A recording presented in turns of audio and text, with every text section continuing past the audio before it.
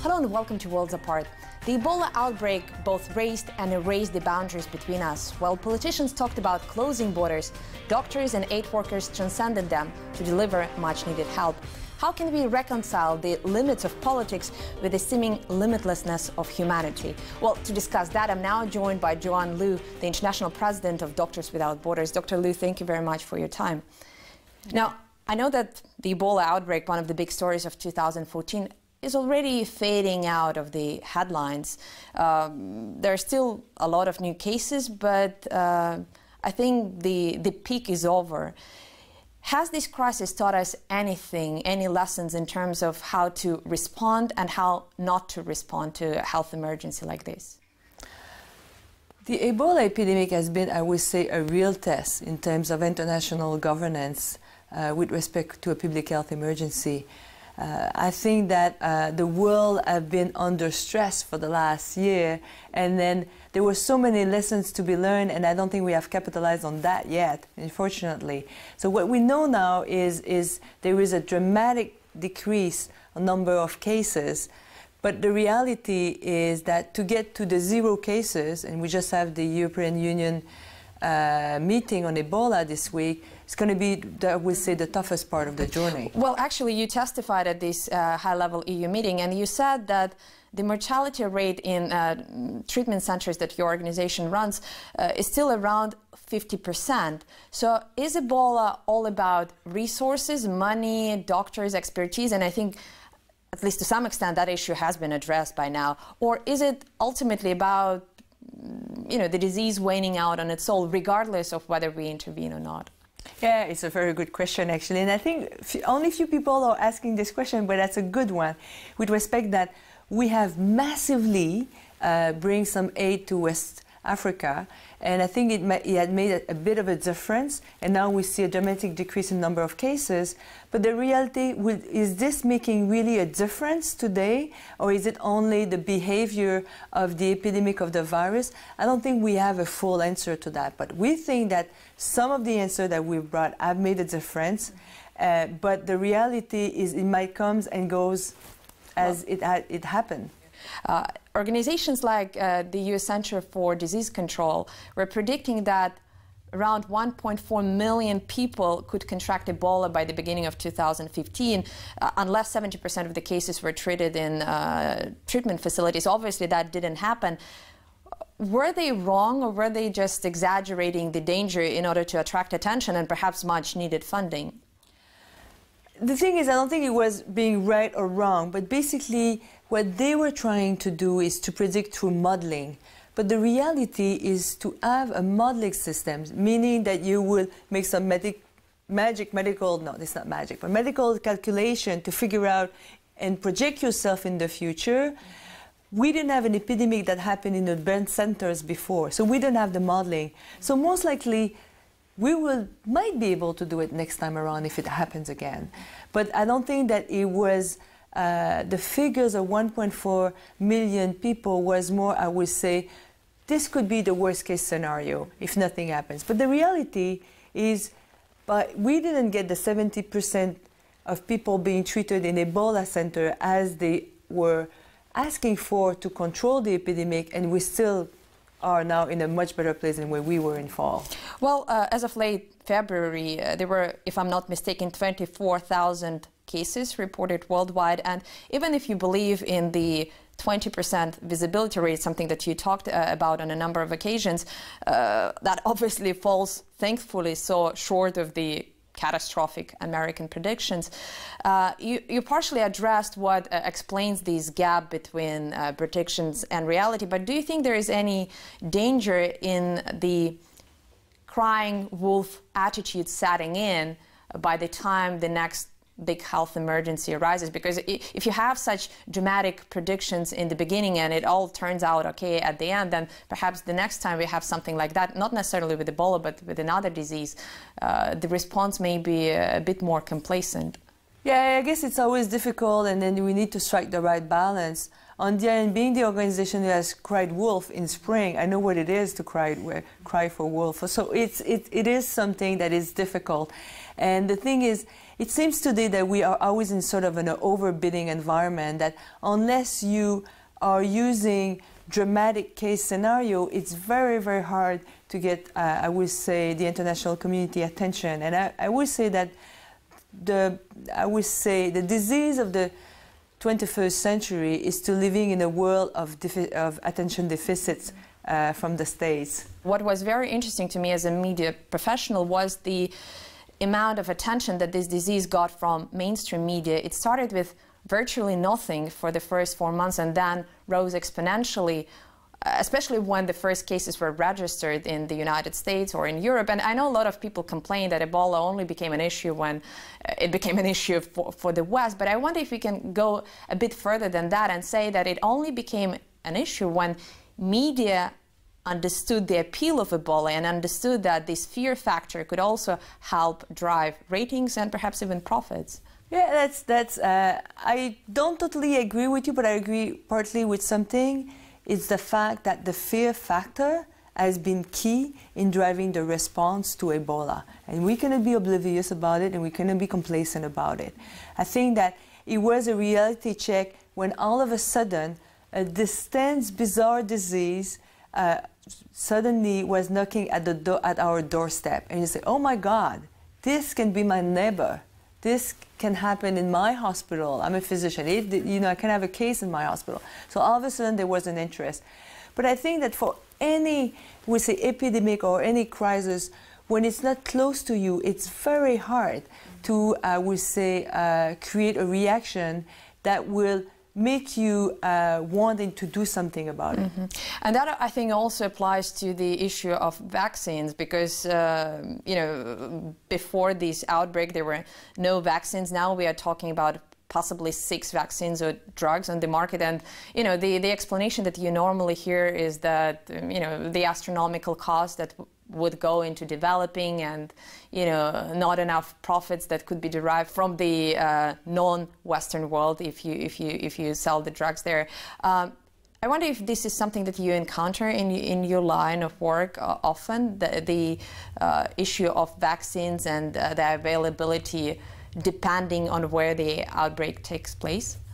I think the research and development of vaccine is a real issue today, because we know that, especially for Ebola, and it's more dramatic because of the case fatality rate, and knowing that now we're trying to get to the 0 cases, that one of the best tools to get there will probably be a vaccine, actually, because that's what will cut all the chain of transmission.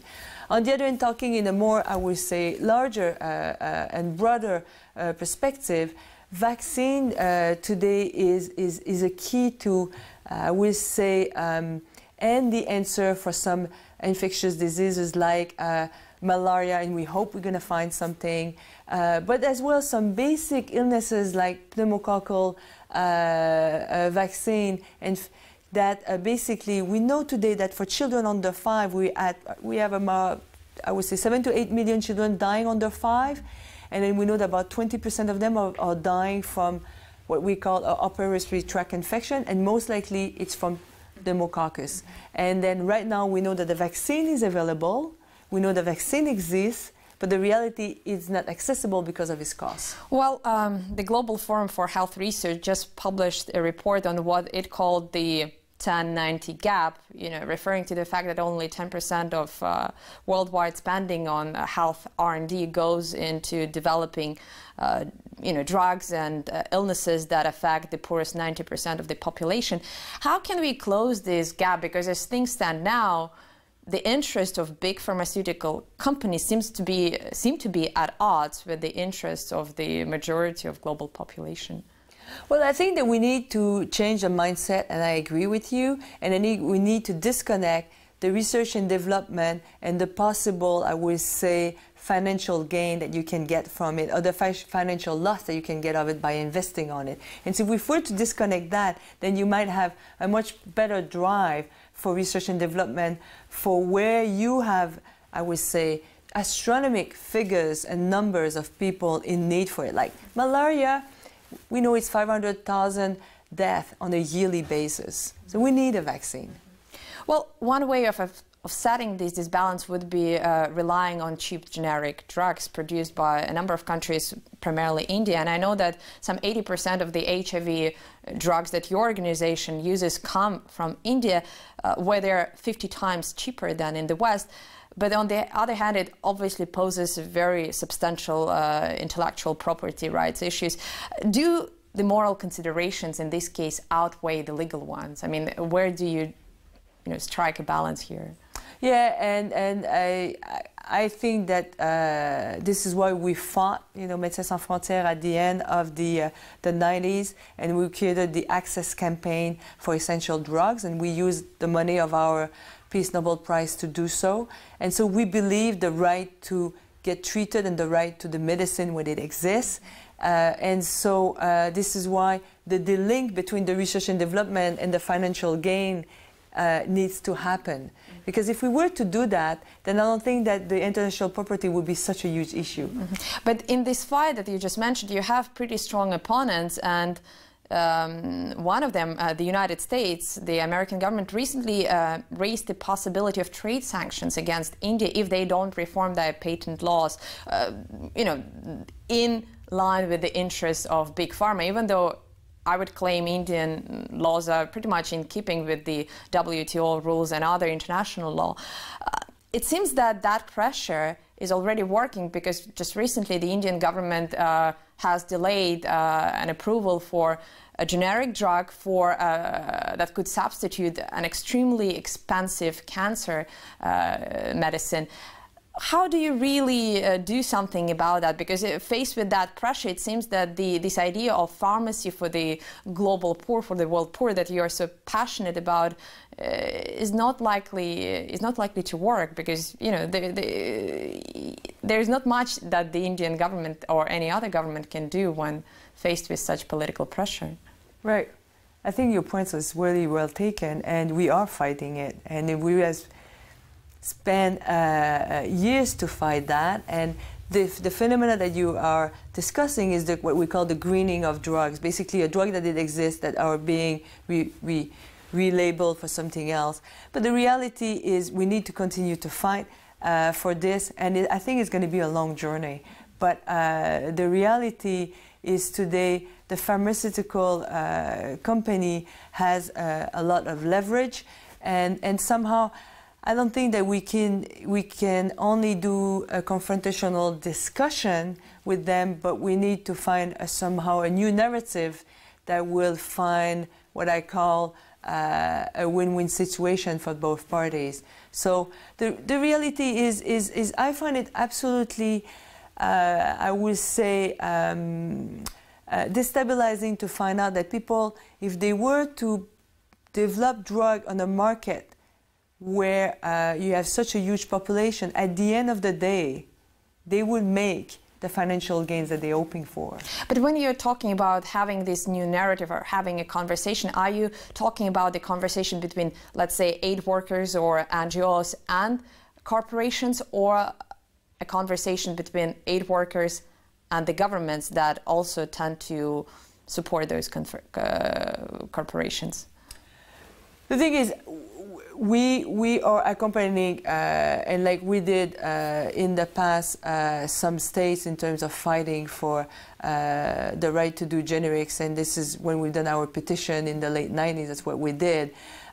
We do have some sort of conversation, but I don't think we are the one, I would say, at the forefront of those conversations. Okay. Well, Dr. Liu, we have to take a very short break, but when we come back, Hippocratic or hypocritical, is it possible to stay neutral in the face of overwhelming suffering? Stay tuned, that's coming up in a moment on Worlds Apart.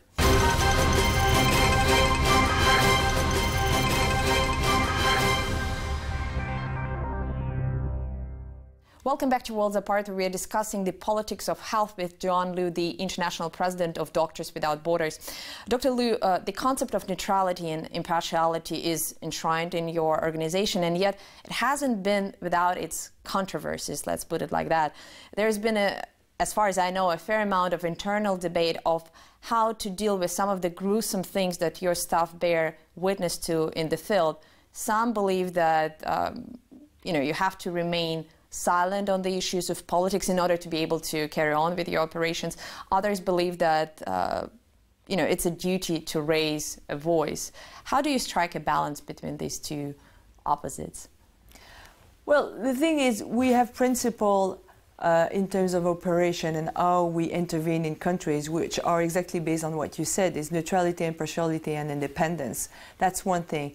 But sometimes, in some, I would say, contexts, where we have the feeling or we're witnessing things that is absolutely not acceptable, like we've seen with the genocide in Rwanda, then we're going to speak out.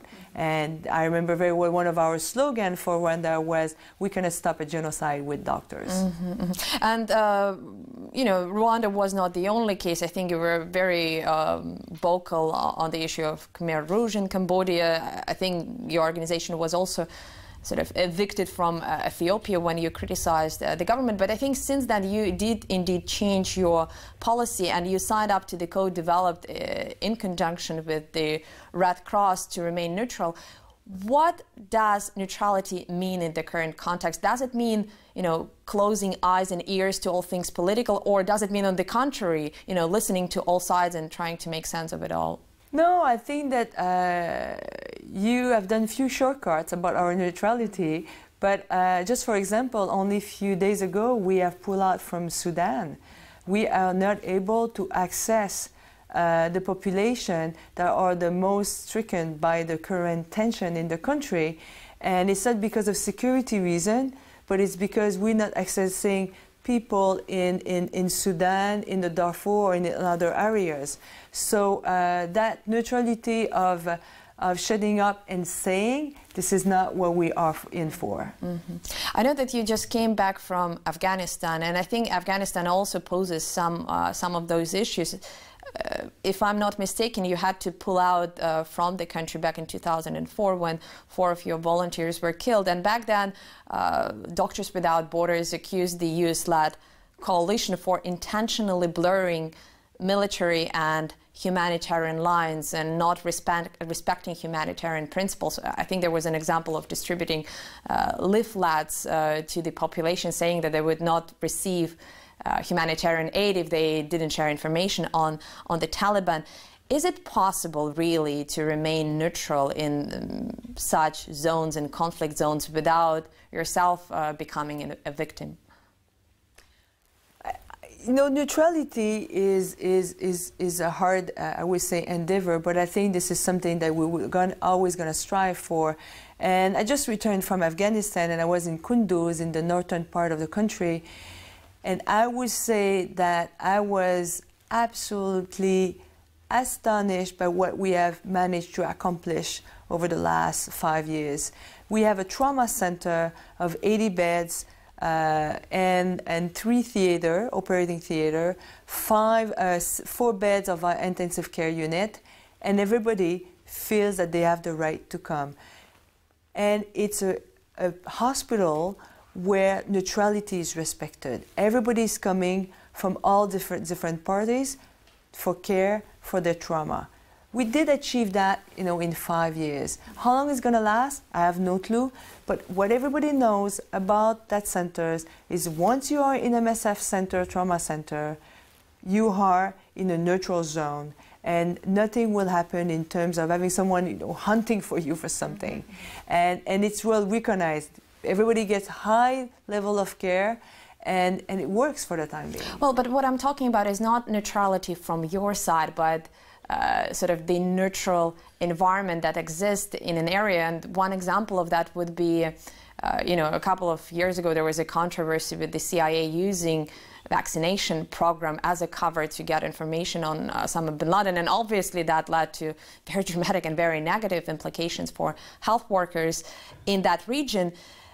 We are now dealing with the Ebola epidemic, and some of that response is led by national governments. How can you make sure that governments resist a very natural and sometimes very well-intended temptation of, combining aid work and other activities?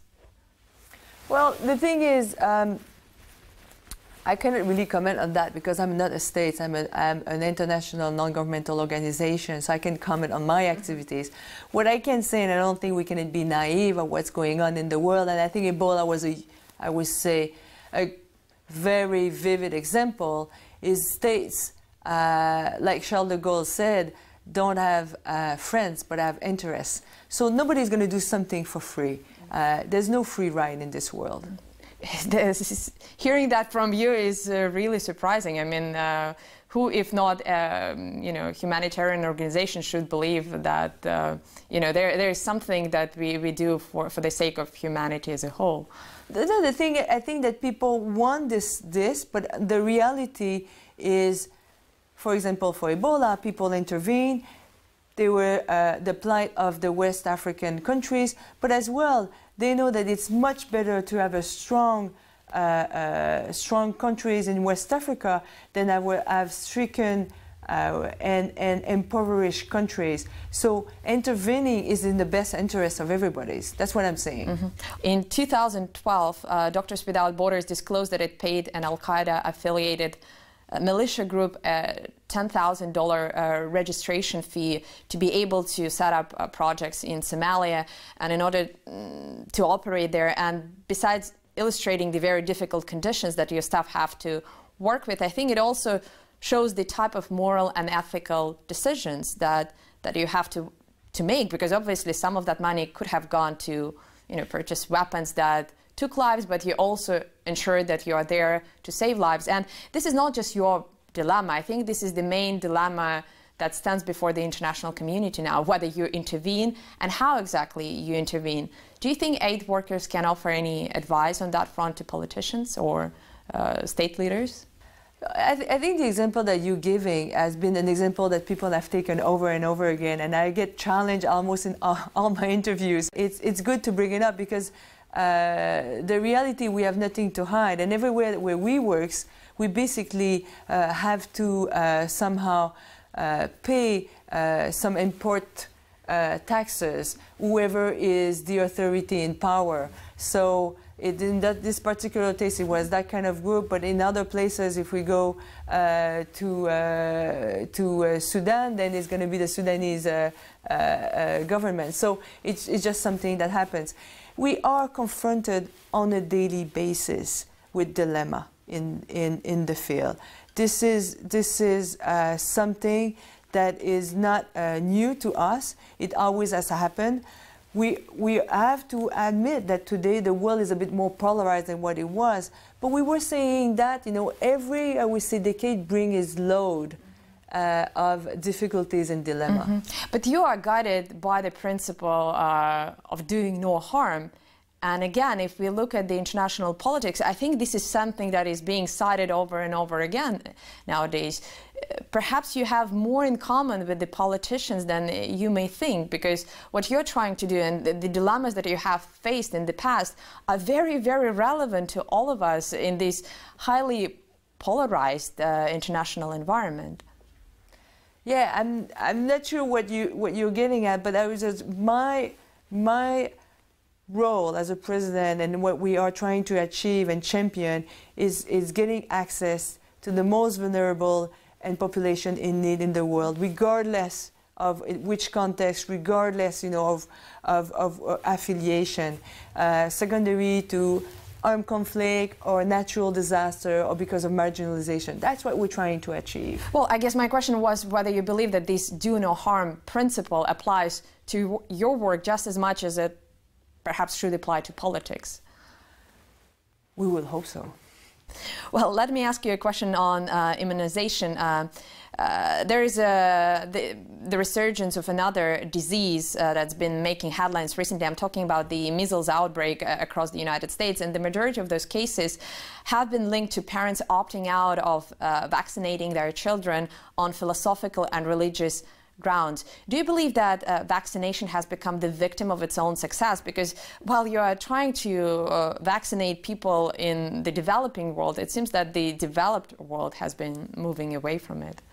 Yeah, that's an interesting question. And actually, that question, because I'm a pediatrician, and I get it every time I work in my emergency room in Montreal, is yes, parents are opting out because they don't see where we're coming from. But in countries where we work, in low-income countries or countries that are stricken by war today, being vaccinated is a privilege. And we have seen, I would say, the consequences of when you are having a rupture in the vaccination, I would say, calendar of a child.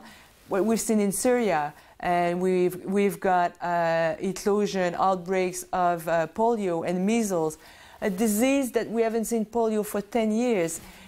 This is, I would say, so unfortunate. And that's too bad that somehow, for some ideological reason, people do forget where we're coming from. Mm-hmm. And they're taking a lot of things for granted, I guess, on that front as well. Pakistan recently arrested more than 450 people for refusing to vaccinate their children on the grounds of, quote, endangering public security. Do you think it will take the threat of a similarly drastic measures to deal with the problem in the West? I personally do not believe in coercive measure, and we were not believing in it as well in West Africa when people wanted to do forced quarantine. I think that the best way to get the general population to move with you is through education, community leadership, but not by coercive measure. I do not believe in that. Well, Dr. Liu, unfortunately, we have to leave it there. I really appreciate your time. And to our viewers, for another dose of World Apart, please check out our Twitter, Facebook, and YouTube pages. And I hope to see you again. Same place, same time, here on World Apart.